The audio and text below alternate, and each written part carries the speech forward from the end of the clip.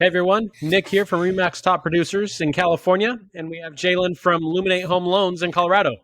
Thank you for joining us today on Beyond Real Estate with JalicK. Jalen, tell us what we have lined up to start. Well, hey, Nick. So, the first thing that we're going to be starting this whole shebang off with is going to be talking about the Colorado real estate market, which is super hot, almost as hot as a Southern California day. And then we're also going to dive a little bit more deeply into what's going on in the mortgage market, because that's something that affects absolutely everyone. Brilliant. Then we're going to transition into our topic of maybe you can relate, and we dig into the idea of what is not currently taught in schools that probably should and could be taught in schools. Absolutely love it. It's always something that we all complain about. And so can't wait to get to that one. Today, for our final wrap up, we're going to be talking about hashtag dad life, as always. And this week, we're going to be covering not only do you have to worry about your health, but a dad bod does not have to be a necessity. And then just to go along with that, working off of limited sleep can be the true struggle of life while with kids. So that was a nice little slow way that I was saying that there. But yeah, Nick. No, why don't you start us off? Yeah, no, I think it's a fact of life for sure, based on what you just said with dad life. But before we get into today's first topic being the Colorado real estate market and that mortgage space, I think it's only appropriate we probably introduce ourselves to say, how did we even come up with this idea? And for those of you that don't know us, JalicK is not either of our names. It's both of our names. I'm Jalen's uncle, right? So that makes him my nephew. Wanted to combine the two and just thought it'd only be appropriate, since we're doing this together, that we name it accordingly. So that gives you a little introduction for how we came up with Beyond Real Estate with JalicK. And then beyond real estate, Jalen, why don't you explain that side of it? Yeah, well, I call myself Colorado's mortgage dad. And for those of you that don't know, Nick recently became a dad. And so it was very serendipitous timing that, hey, we're both dads. The company that I work for, not only the company that I work for, but a main part of my life as well, has been to make sure to have that balance between working and spending time with the kids and family. So it can be a hard thing to balance. And I think a lot of people, especially in the real estate world, but heck, everywhere, have those same struggles. So if we can't help a few people be better parents, I mean, it's not a slight to anyone. It's just we can all be better parents, and giving someone that resource while just talking about what we love to do, which is slaying in the real estate market. That is where this idea kind of initially blossomed. Yep, brilliant. And then I just want to piggyback on that idea, which is Jalen and I are going to alternate weeks in terms of who's leading the discussion pertaining to the real estate market. So this week we're going to dive into the Colorado side of things. Next week we'll dive into the California side of things. When it comes to the topic of maybe you can relate, we're just going to pull things that we're interested in. And I think, safely assume that we're not the only ones in this world to wonder these things. So wanted it to be a little bit of education, but also some entertainment. What I think is only dubbed appropriately edutain. How can we educate, but again, entertain all in one? And then again, as Jalen already concluded, concluding with dad life. So Jalen, why don't you start us off? What's going on in the Colorado real estate market? Well, the big word, you can really sum it up in one word, and that is inventory. The lack thereof would be the biggest problem that we're having here in Colorado. Not nearly enough homes for the amount of people that are both moving here and the ones that were already here that just can't find a home. Mm-hmm. We're trying to compete with California on how absurd home prices can get. Sound like You're from still what you were telling me just a few weeks ago. We haven't been there. Yeah, just we're trying. We're really trying. But it's really pushing what feels like it's pushing a lot of first-time home buyers out. But ultimately, it's not a reality. It comes to the people that are prepared for and ready to go out and look for a home can still get a home. Do they get it on their first try? No, not usually, but it's usually around that 3 to 4 times that you're putting in that offer that you do finally get that home. So that's going to be just the Colorado market. When it comes to the mortgage market as a whole, so this one will have more impact around the country. I'll just read a few prepared statements here. Surprisingly, I can't come up with this stuff off the top of my head. But major focus will continue to be that news pertaining to COVID cases and the anticipated rate hikes. So that's all around expectations. So this past Wednesday, kicked things off with a big report with the release of retail sales information. This is always super important since consumer spending makes up almost 70% of the economic data in the United States.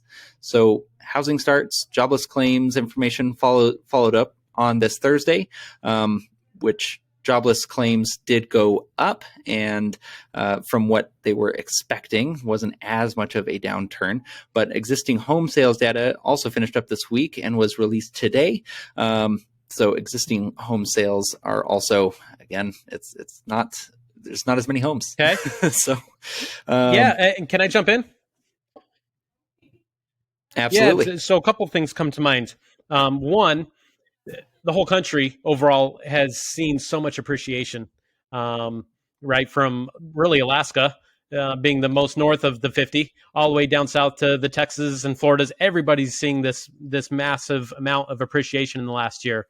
And with that being said, all of it's driven by supply and demand, quite simply, right? That's just the reality of it. I think an interesting reality and perspective within this housing shortage is the fact that, yes, there's low inventory, but it's crazy to think that we've set record numbers. We, meaning really as a country overall, we've set record sales in homes, yet have no inventory.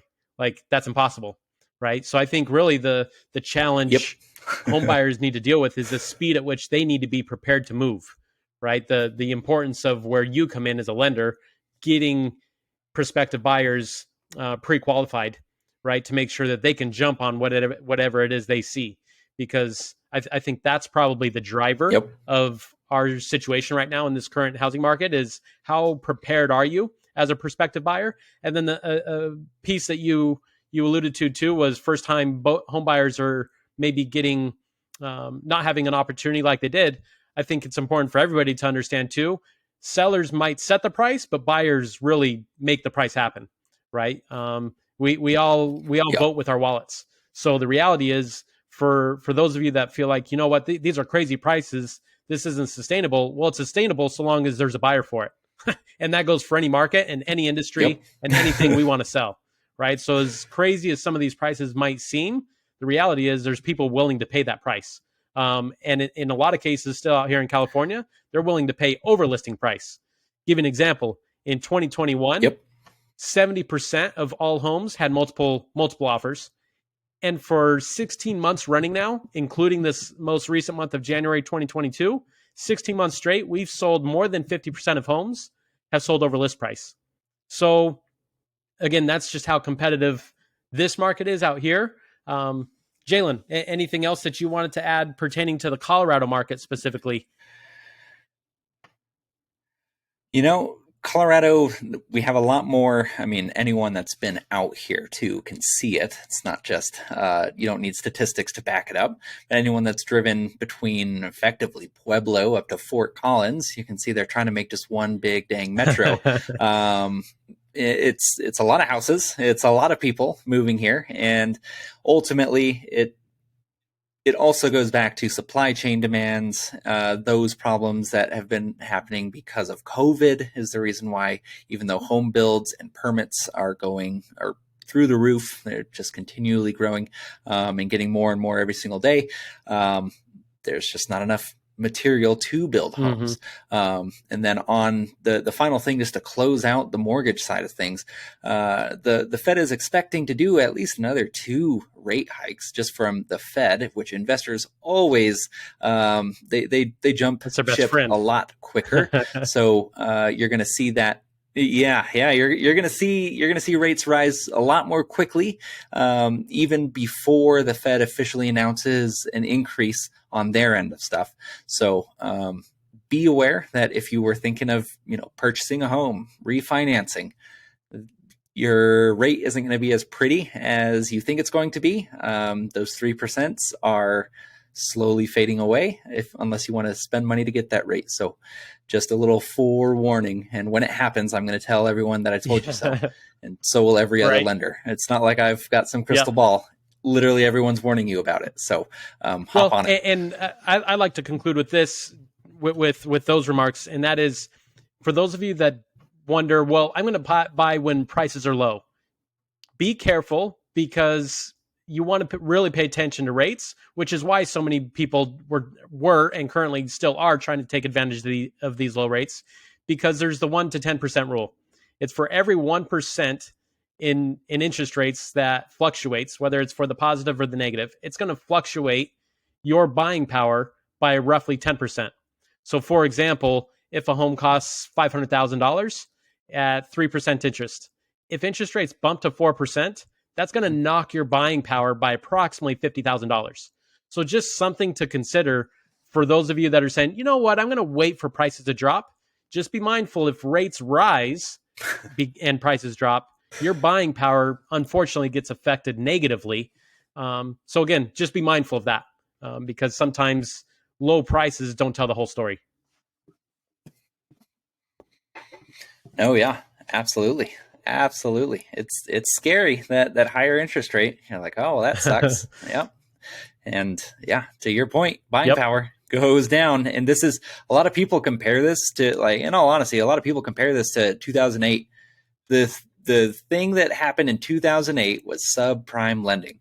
It was lenders not making sure that people could actually afford homes that they were giving money for in a very quick, rough way. That is not what's happening here. There's just more people that have more freedom, especially with working remotely, being as popular as it is now, realizing that, hey, if I was ever to be stuck in my house again for another 3 months, I don't want to have to see my kids every single day. I need a split level home. That was actually a big thing here in Denver, was the condo market in downtown Denver was a buyer's market for a while. And that's because no one wanted a condo. So just be aware, if you're like, I'm going to wait for the crash, it's not going to happen. It might level out, but there's no major crash that anyone's predicting. So, and again, when it doesn't happen, I'll just continue to say, I told you so. So, deal. Well, right. let's dig into our next piece of it, which is maybe you can relate. And this week, I wanted to introduce the topic of maybe you can relate to this. What should be taught in schools that currently isn't? So I'll lead off by saying current events. I feel like we have our history class, but current events, in my opinion, is such an important topic because it's relevant. It's where we're at. And I think too often, unfortunately, it gets brushed over. Maybe you talk about it a little bit in this class or that class, but for that to be a driver and a focal point to say, this is where we're going, I think that's a missed opportunity. With that being said, I also understand the challenges within the education system are what they are. So it's no easy feat to just introduce a new topic. But that would be my number one, probably not argument, but number one idea to say what's not currently taught in schools that probably should be. Jalen, thoughts? Yeah, no, current events. And I think going along with that is where to get that information, right? So not to get political or anything like that, but generally we all listen to ourselves in an echo chamber. We go to the news sites, websites, chat rooms, where we find people that are very similar in thought and process. And so just being able to, I think teaching that as a big lesson for kids, on, hey, like, you got to think outside of yourself, think from the other points of view. And that goes right along with current affairs, because one side of the political spectrum will view a current affair as something completely different than the other one, or they might blow it out of proportion, or they might minimize it.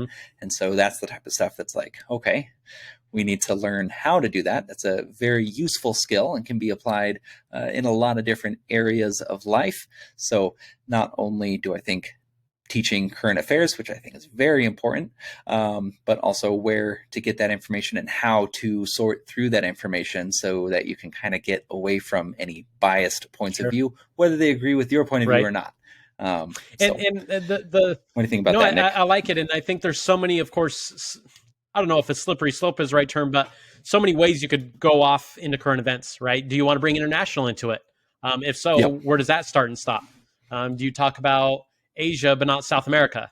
Again, so many different angles, but I guess my thought is, since we're playing this hypothetical card right now, I think of the international side of things and think of the opportunities I've had thus far that I'm so grateful for in terms of being able to travel, because if it does nothing else for you, it at least gives you a different perspective. It gives you a different concept of what normal is somewhere else.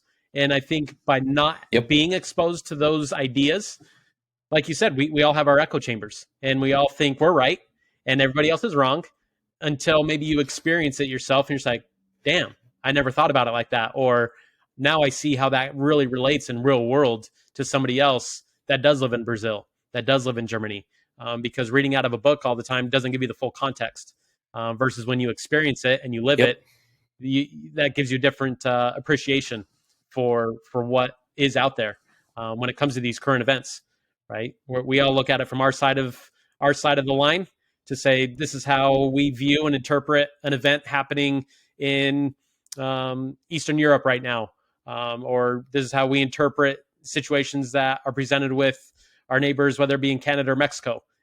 What the reality is, it's one side of the story, and we're seeing it from one side. As again, you already alluded to it, but I like that idea of current events, because for that fact of, let's look at both sides. And like you said, then it comes down to where are you getting that information to make sure you're getting both sides represented. Oh, yeah, absolutely. Transitioning to another topic that should be taught at schools. So taxes, federally, like legally, you have to pay them. Otherwise, you will face fines and go to jail. But it is also not required to learn about them in school. Very interesting.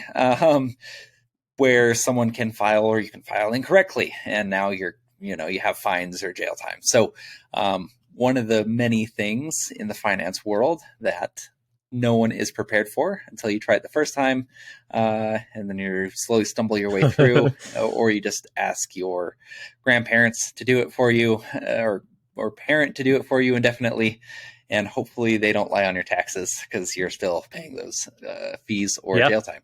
So what do you think about taxes? And I think more broadly, finance. And I think it's much probably easier to introduce money in general. And to be honest, I can remember a couple of experiences I had in high school that introduced me to the idea.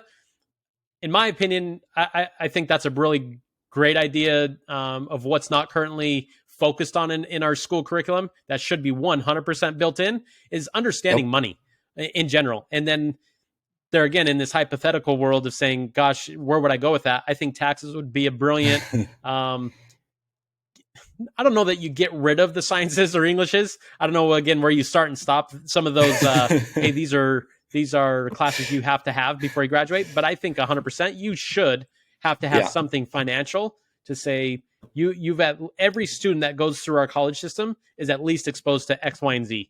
Because like you said, otherwise it's just this massive learning curve that is by chance so often. And like you said, if you don't know, you don't know what you don't know. And I think that's unfortunate that the education system doesn't want to try to solve that problem. So. Yeah, no, absolutely. Absolutely true. And first place that I would start with is, I don't think you need Shakespeare. I don't think, I'm sure there's a few English teachers out there that just, felt their ears burning. But yeah, really not necessary for almost anything in life except for the occasional reference in your favorite television show. So I think that's probably the biggest thing that we can just cut out right away is if I have not used it in the last 10 years of my life, and the last time that I even saw it referenced was in a cartoon, I don't think we need it anymore. It is purely on that leisure scale and shouldn't be required of anyone. Old English, don't think that that's a requirement to be able to read or comprehend what Macbeth was about. Right. So, No, I like it. I think that holds a lot of weight because I think this day and age, things are shifting so quickly. Something I read recently in a book was today is going to be the slowest our world operates ever again. Point being, it's only getting faster. Yeah. And all the more irrelevant, unfortunately, unfortunately for a person like Shakespeare, the more the less relevant he becomes, right? The quicker things happen and the more information that we all get exposed to. Like you said, that becomes, I heard about him. I want to know more about him. I'll Google him versus I need to take that course to graduate high school or college or something else. So couldn't agree more. Yeah, it's so I've college dropout personally, never got a degree, was getting a philosophy degree, came to the quick realization that the only thing that I could ever use a philosophy degree for, outside of like HR, God forbid, was to teach philosophy. And I think that's exactly what's slowly starting to happen with English, especially those English classes that force you to read those, books, those classics, which some of those classics have become more and more controversial. Yep. So, for one reason or another. But it's slowly becoming, you do need to have that as a requirement. Sure. I'm not saying get rid of it. I'm saying if someone is interested in it, by all means, they should be able to learn. It should be noted, and it should go towards they are more educated and XYZ. But should it be required? Sure. I can think of 2 or 3 English classes where it's like, do you sure it's great to have a 12th grade reading level? When do you ever use it though? Like, when is it actually necessary versus teaching a class on finance, on what's currently happening in the world? Those seem like way better replacements for that 12th grade English class where you learn about how to interpret Shakespeare. Then. So, personal opinions. Exactly. And we're, of course, not solving this issue today. But the last thing that I'll end with is then it's not just a matter of the content we feel is maybe more relevant. It's who's teaching it, right? Because now you're going to have to reteach that to those teaching it. So how willing are they to take upon newer ideas, newer concepts? You're nixing, potentially, in our hypothetical world, you're nixing some teaching jobs, right? Are they willing to recreate themselves and relearn a lot of information? Or do you just hire the next batch that do want to go in? I don't know. You just open a big can of worms, but nonetheless, I think a very relevant one when we talk about what could be or should be taught within our curriculum these days. And that's just the tip of the iceberg, of course. So with that being said, Jalen, let's bring us home with how we look to organize this podcast. What do we have coming up? All right. Well, the next thing that we have on deck is going to be #DadLife. Now, as I said in our beginning intro, Nick is a new father. I'm a father of 2 terrifying boys. I was trying to think of what the best way to describe a 1-year-old and a 3-year-old are. They do not help you get 8 hours of sleep, which leads us right into that first one. Working with less than 8 hours of sleep can be a huge detriment to not only your health, which we'll get to in a second, but also your work productivity and things like that. So I think that the best way to go about this particular segment, the most useful way to do it, is instead of just complain about how little sleep we get, we can go more into any sort of strategies or ways that you go about making sure that you're able to passively function throughout the day and still progress your work forward. Being a real estate agent, me being a lender, both very similar in daily structures in that you have to prospect, you have to follow up with clients, you have to work on whatever client that you currently have. And so some people's jobs may be more laborious, some may be less. Wherever you think you are on that realm, maybe some of these can help you. My quick hits of, just 1-2 hit of things that I have found, seeing that I have gone through 2 whole sleep cycles now of the 3-year-old now sleeps through the night and the 1-year-old does not. Fun story. He has been sick for the past 5 weeks with back-to-back sinus infection and then ear infection. So super fun being woken up 2 to 3 times per night for both my wife and I. So shout out to Monica.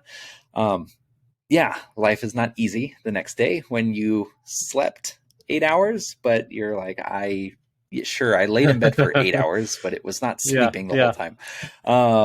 So the first thing that I always try to do the next day is don't be afraid to have that cup of coffee and get that second one. But more importantly, I try to find a way to advance the business in some way, shape, or form. So does that mean, say I really need all the mental energy there is to phone call, to call people on the phone. You and I are both millennials, and so phone calling is not the thing that everyone loves doing, especially people of our age range. So phone calls might not be the most effective. One, not saying phone calls aren't good. I think you should do them if you're in any sort of sales because you make a different connection. But there are other things that you can do that still progress the business forward, and that's what I think you should focus on. Okay, I can't do the top S tier stuff, so I'm just going to do the A and B stuff today. It's like, it might not look the best. Oh, I didn't make as many phone calls that week. Oh, I sent a lot more emails. I sent a lot more texts.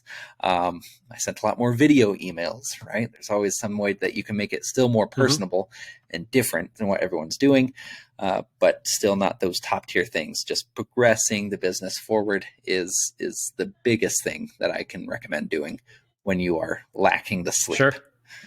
What about you, Nick? Has Diego survived through a full night of sleep yet? Or no chance. what's going on chance. there? And I'll start off by saying props to my wife Brianna for taking the brunt of the night feedings and that. Not to say that again I have 8 solid hours straight, but she definitely gets less than I do.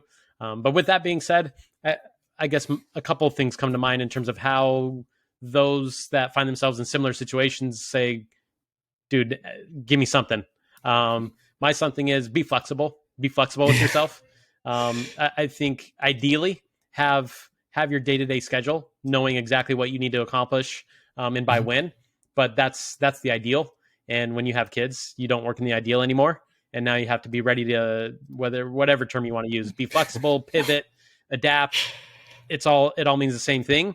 Just give yourself that room to say, when I'm on dad duty in my dad life, and it's to allow Bree to sleep from whether it's 5, 6 a.m. ish to whenever she gets up.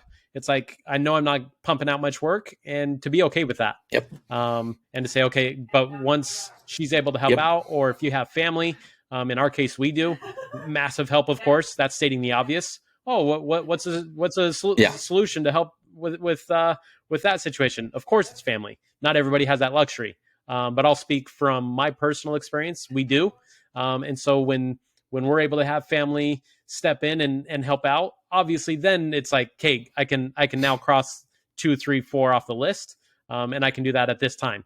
Normally, or when kids get older, maybe you can knock that out at 7 a.m. But with the little one, if you're doing dad duty and he wants to be held and you're on diaper duty and all the above, it's like there's no time, right? And being okay with that and not beating yourself up, beating yourself up over that, I think is important.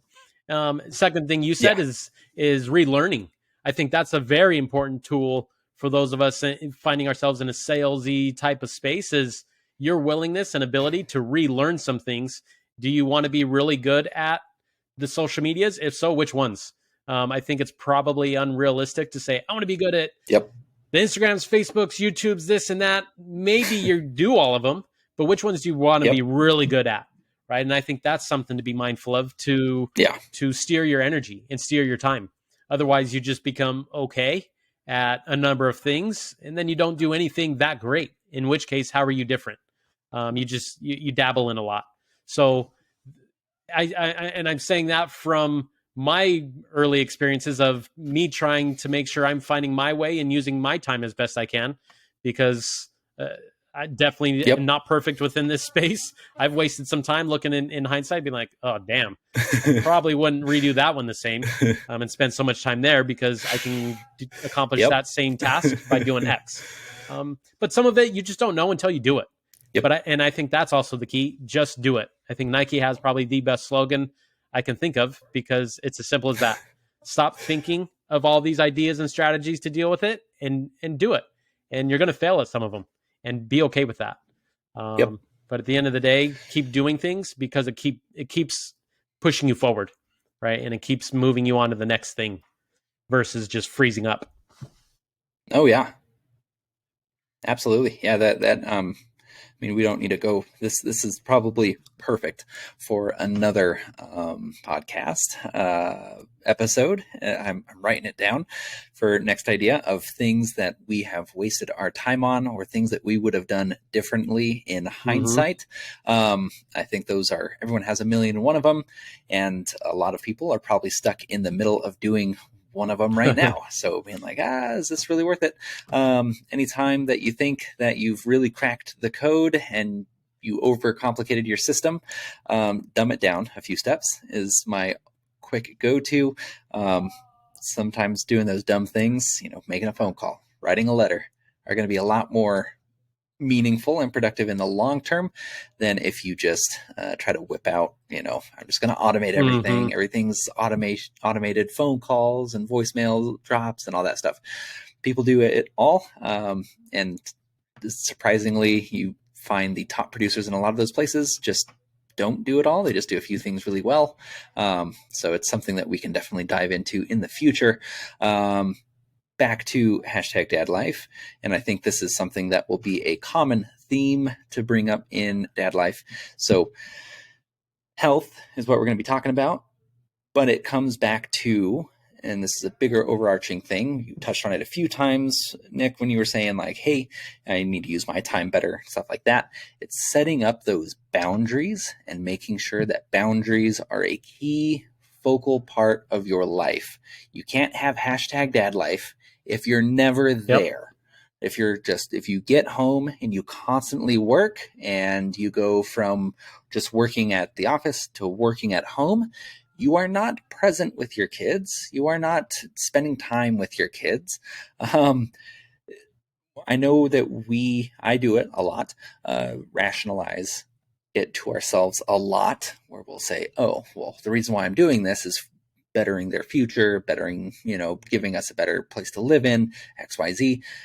But know that work should be a way to get to where you want to be in life. And if where you want to be in life includes your family, then you need to have those boundaries when it comes to that work-life balance. So, talk to your parents every once in a while. If you care about that relationship, talk to your uncles and your aunts. This is a perfect example of something that you can do. Maybe not start a podcast. That's a little extreme, but scheduling time every week to talk with the people that you enjoy talking to in your family, so that you can make sure that relationship doesn't deteriorate just because you're now in whatever job you are that is now consuming all your time. So thoughts on that, Nick? Yeah, I mean, so many different ways to go from there, but where my head goes to first is regret is a powerful thing. And it's an unfortunate piece in most cases, because like you said, so many of us are guilty of getting caught up in we're busy, right? How productive we are when we're busy is another matter, but we find ourselves being so busy all the time. And with that being said, I think your ability to balance things, of course, becomes a very important facet and responsibility that you have, right? You have a responsibility for your family to make sure you do take that time. But again, each one is different. What's enough time? Enough time might be 2 hours for you, and it might be an hour for me, or vice versa. So I think that's relative. But nonetheless, you have to figure out what is enough, right? And then be able to stick to that schedule and hold yourself accountable.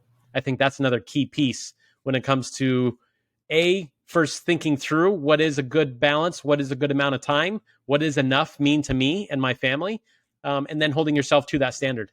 Because I think so often goal setting, right? January 1st, you are so pumped for the new year and what you have coming up. And then February 1st comes around, it's like, I don't even remember what my goals were. It's accountability, right? And your ability to follow through. So I think that's such an important piece for all of us that are trying to get this balance right. And then my last idea is it's not about being perfect. It's about improving because perfection doesn't exist. Keep improving and getting a little bit better and keep chipping away. Keep chipping away at the things that you need to improve on and make your best better. And keep setting the bar a little bit higher because I think that's an important piece to keep moving forward. Oh yeah, absolutely. A good book to go about how small things can definitely help would be by Darren Hardy. Compound Effect is one that a lot of people have turned to. That's the whole point of the book, is how small things can continually compound as long as you do them. So if there is those, I can't spend time with, my dog. I can't walk my dog today. I've had all this busy stuff. You have 5 minutes. Same thing with your kids, same thing even with, here we go for health. Boom. Same thing with working out. I'm sure you can, any parent and anyone in particular, anyone. This isn't just if you have kids, if you have tiny copies of you running around, but anyone can spend 5 minutes doing a push-up. Anyone can. I think Jocko Willink, his thing is 100 burpees, and people were asking him like, "Wow, 100 burpees? That's a lot." And he's like, "Well, if it's the only thing you do for your workout, it's actually not a lot. You can knock them out in like 15 minutes. You can do 100 burpees in a day. It's not a problem." Another and maybe final concept that I touch on will be just the power of momentum and how even doing something little, like one push-up a day, or if you're trying to meditate, doing one mindful breath a day, can be that little thing that you're like, at the very least, I need to do this one thing because I can do this one thing, and that will keep your momentum going in relation to whatever that goal is. So final closing thoughts on this health area? No, Nick? I think you summed it up well, and nothing more to add at this time, because I think there's so many ways that we could go with it. So I'll leave it for what it is. Jalen, I want to thank you for the time today and kicking this whole thing off, coming up with the idea, because we're no different. It's now we keep moving forward and chip away and make this a little bit better, and hopefully some of you can relate to some of these ideas we're sharing and discussing. For those of you that want to keep following us and you want to see, you want to hear, you want to listen to more of what I give personally, I meaning Nick, I'm a real estate agent in California. Check out my Instagram, check out my Facebook, my YouTube channels. You can find me at Nick Gumpert on YouTube, and then Facebook and Instagram at Real Gump 365. I'm also on LinkedIn, and of course have a website. So feel free to find me on any of those channels and avenues. Jalen, how about you? Yeah, I try to hit them all too. So Facebook, LinkedIn. I'm not big on the gram. My gram game can definitely be upped. But YouTube and Facebook, LinkedIn, YouTube. That's about it. I mean, you could probably find a Twitter of mine. I don't know if I've ever done anything on it. But yeah, I think that's the going. Twitter is slowly becoming extinct from what I've seen. But Other than that, if you have any questions for Nick or I, we are more than happy to help answer any questions real estate related, or even if you just want someone to talk to about what we discussed today on the show. And you can hit us up. Our contact information is down below. And yeah, we hope that someone does reach out and we can help them. And hopefully there's some value that you gain from this. Thank you so much for watching or listening if you've gotten to this point. And let us know if you have any ideas. If you have any questions you'd like us to ask, we're perfect timing. Hashtag Dad Life is coming right into Nick's living room with baby Diego in the background. And yeah, that's going to be all for me. Deal. Brilliant. Thanks, guys. Hopefully we'll talk soon and see you next week. All right. Have a good one.